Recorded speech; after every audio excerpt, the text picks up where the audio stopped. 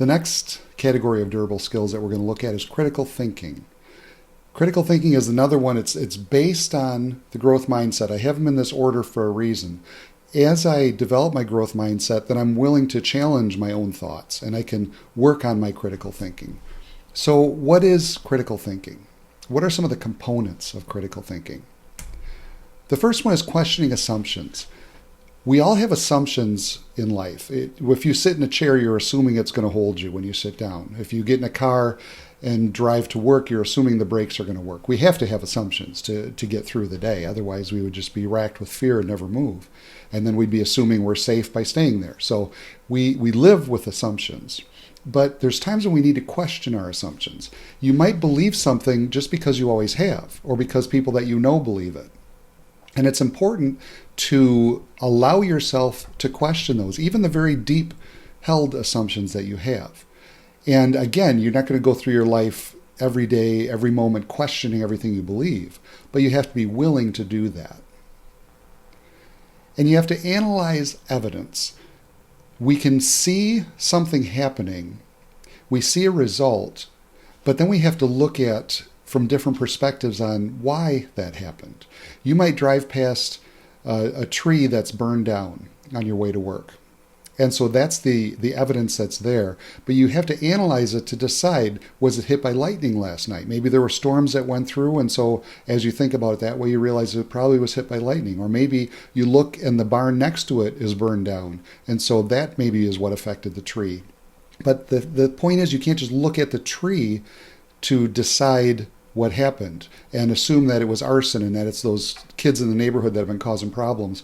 It may be something completely different. And again, that's based off of the assumptions that we have. We have to be willing to question those and then analyze evidence so that we can participate in critical thinking.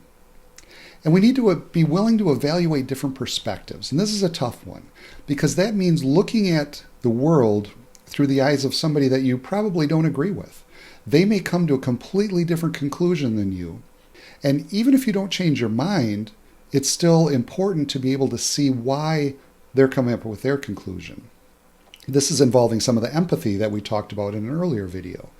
Am I able to see the world through their eyes and realize, okay, if I was coming from their perspective, if I had their experiences in life, I can see that I might come to that same conclusion that they did, even if I disagree with the conclusion. But it allows me to see that person as a person as opposed to just an enemy or somebody who's wrong or stupid or disagrees with me, and so therefore I need to avoid them.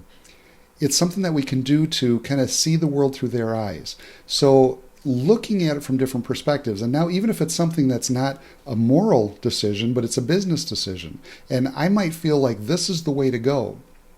But if I have somebody on my team who's willing to challenge that and say, well, what about this?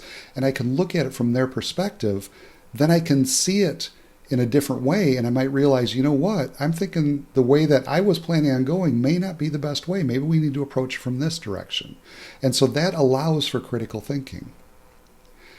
And then finally, we have to recognize our implicit bias. And all of us have it. And it's not just a racial thing. It's a bias towards how we think the government should work, how we think rolling out a new item in the sales line should work, how we think adding people to the workforce, if we should have more employees or if we should encourage the people that are there to be more efficient. How do we approach all these different kind of perspectives on life? And in order to understand, in order to recognize my implicit bias, I really have to do some deep thinking and look at myself. I have to compare myself to those around me. And this can come from these others. They kind of build on themselves. If I first am willing to question my assumptions, I'm open to that.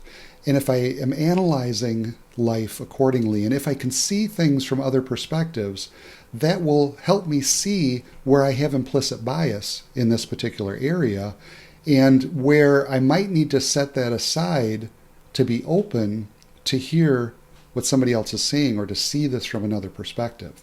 Because when I do that, then I have a lot better chance of coming to a more solid conclusion with this.